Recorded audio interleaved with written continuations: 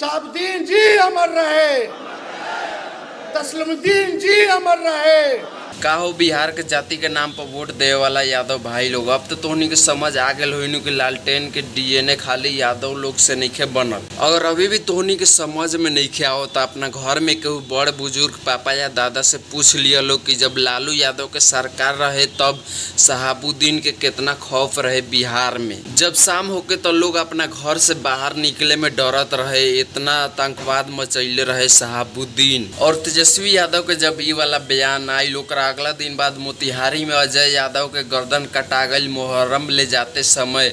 जब ई घटना के बाद तेजस्वी यादव के ना एगो पोस्ट आयल ना एको बयान आयल। बिहार के मोतिहारी में मुहर्रम जुलूस के बाद हिंसा, युवक की हत्या और 12 गिरफ्तार। जी हाँ। और तोहनी के जाति के नाम पर वोट देवे न जाना तारा लोग, अभी भी समय व संभल जा लोग ना तो बाद में अपन अस्तित्व बचावे खातिर लड़े के पड़ी। आई भोजपुरी के कुछ सिंगर, कुछ का बहुत सिंगर गाना पर गाना निकालत बावे लोग। एक बार अजय यादव के ऊपर भी तो गाना निकाले के चाहिए और पूछे के चाहिए कि ऐसा काहे भेल।